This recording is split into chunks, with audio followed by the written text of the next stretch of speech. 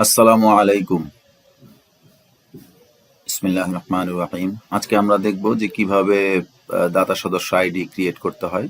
প্রথমেই যখন আমরা এই যে অ্যাপটা চালু করলাম, অ্যাপটা চালু করলে আমাদের এই নোটিশটা আসে। আচ্ছা, যাই হোক, এই নোটিশটা কেটে দিয়ে এই যে দেখেন এখানে একটা নাম্বার আসতেছে। এটা হচ্ছে কত, 55421। এটা হচ্ছে যে টেম্পোরারি আইডি। তো এটার উপরে ক্লিক করলাম। এখন এখানে দেখেন লেখা আছে ইওর টেম্প মেম্বার আইডি, এই যে 55421, 55,421। তো আপনার আইডিটা পেতে হলে এইখানে জিমেল অ্যাড্রেসটা দিবেন। এই যে এলোতে দিয়ে দিলাম। এরপরে এইখানে আমরা জিমেল অ্যাড্রেসটা দিয়ে ওকে দিলাম, এখানে এসে গেল। এখন দেখেন এইখানে টেম্প আইডি আর অরিজিনাল আইডি জিমেল সহ, তাইলে আমরা এখানে জিমেল দিলাম, তাইলে আমরা জিমেল সহ এই আইডিটা আমরা এই যে সাবমিট এবং অনুদান চেক, দেখেন আমাদের এইবার আইডিটা এই যে চেঞ্জ হয়ে গেছে 57,217। তো এইটাই হচ্ছে আমাদের অরিজিনাল আইডি। তাইলে দেখেন এখানে অরিজিনাল মেম্বার আইডি হলো 57,217 এবং টেম্পোরারি মেম্বার আইডি হলো 55,421। এই হলো আমাদের আইডি। তো এরপরে যখন সেন্ড মানি করবেন বা টাকা পাঠাবেন, রেফারেন্সের ঘরে এই আপনার এই অরিজিনাল আইডিটা লিখে দিবেন, 57,217। এটা লিখে দিবেন। লিখে দেওয়ার পরে সেন্ড করার পরে আপনি চেক করবেন কিভাবে, এখানে লেখা থাকবে রিলোড চেক বা চেক অনুদান। তাহলে আপনি এই যে অরিজিনাল আইডি পাঠাইছেন, এই যে অরিজিনাল আইডিতে চেক করবেন। চেক করলে আপনাকে এইখানে টাকাটা রিলোড দেখাবে। এই হলো বিষয়টা। সেন্ড মানির জায়গায়, রেফারেন্সের জায়গায় শুধু এই নাম্বারটা লিখে দিবেন। তো আমরা এখন দেখবো যে এই নাম্বারটা কিভাবে লিখতে হবে। এই যে দেখেন আমরা নগদ অ্যাপে আছি। এখন আমরা এইখানে এই যে সেন্ড মানিতে গেলাম। সেন্ড মানিতে গিয়ে আমাদের এই প্রাপকের এই নাম্বারটা আমরা দিয়ে দিলাম 018791115953। এই যে আমরা নাম্বারটা দিলাম। নাম্বারটা দেওয়ার পরে এই যে সেন্ড মানিতে দিলাম। এখানে পরিমাণ আপনার দিলাম 99 টাকা দিলাম, বা যার যেটা এর চেয়ে বেশি, যার যেটা মন চায় 99 টাকা দিলাম। এরপরে যে পরবর্তীতে দিলাম।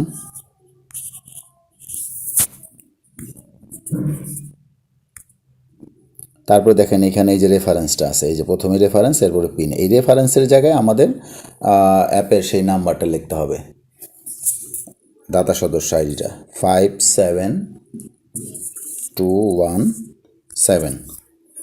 আমরা এই পরিমাণটা লিখলাম এবং এখানে পিন নাম্বারটা লিখে দিবেন, যার যেই পিন নাম্বার আছে পিন নাম্বার লিখে তারপরে পরবর্তীতে গেলেই আপনারা টাকাটা পাঠিয়ে দিতে পারলেন।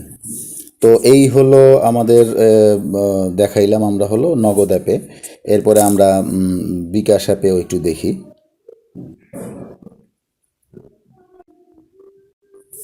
এই যে আমরা বিকাশ অ্যাপে আছি। এই যে বিকাশ অ্যাপে এখন এই যে আমরা সেন্ড মানিতে গেলাম। সেন্ড মানিতে যাওয়ার পরে আমাদের এই নাম্বারটা দিতে হবে 01879111। এই যে একটা নাম্বার দিলাম, এইখানে আমি টাকাটা লিখলাম, তারপরে সেন্ড দিলাম। এই যে দেখেন এখানে রেফারেন্স, এই যে নোট লিখতে ট্যাপ করুন, ঠিক এই জায়গাটায় আমাদের সেই আইডিটা দিতে হবে 57217। এরপরে হলো যে পিন নাম্বারটা, এই পিন নাম্বারটা দিয়ে দেওয়া হলো। তারপরে মনে করেন নেক্সটে যাওয়ার পরে আপনার এই যে এখান থেকে সেন্ড মানি করা হবে। তো এখান থেকে সেন্ড মানি করা হবে। তো এই যে রেফারেন্সে দেখেন 57217, এইভাবে টাকাটা সেন্ড করে দিলেন। তো এই হচ্ছে। এখন সেন্ড করার পরে আপনি কিছুক্ষণ পরে যদি এই নগদ এবং বিকাশ থেকে এভাবে দেন, বাস, তাইলে আপনি হয়তো সার্ভার যদি চালু থাকে সাথে সাথে ইনশাল্লাহ আপনার মোবাইলে সেটা আপডেটেড হয়ে যাবে, দাতা সদস্য রিমেইনসড হয়ে যাবে। তো আমরা এখন অ্যাপে দেখি।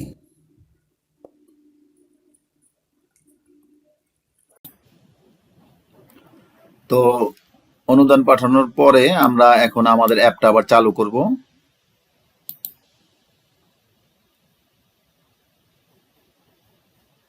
অ্যাপটা চালু করলে নোটিশটা আসবে, একটু আমরা অপেক্ষা করব।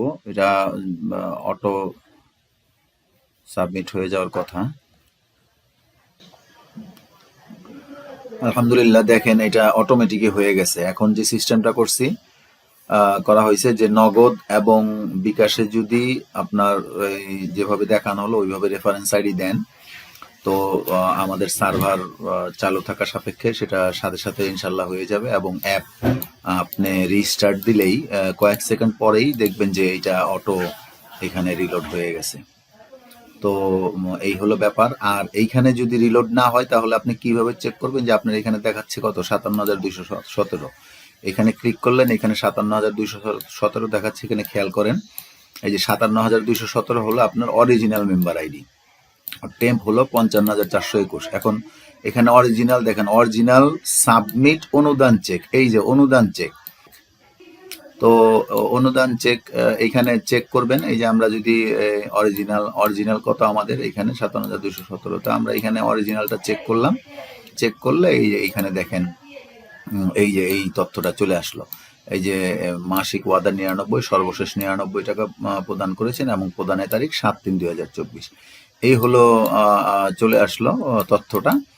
তো এই এই এতটুকুই আপনার জাস্ট এই এই এইখানকার এই মেম্বার আইডিটা নগদ বা বিকাশের রেফারেন্সে দিয়ে দিবেন, এইটুকু টাইপ করবেন, বাস এতটুকুই, আর আর কিছু না। এরপরে দেখেন অ্যাপ যদি আমরা চালু করি, এখন আমাদের আর এই নোটিশ আসবে না। আমরা এখন আবার নতুন করে অ্যাপ চালু করলাম,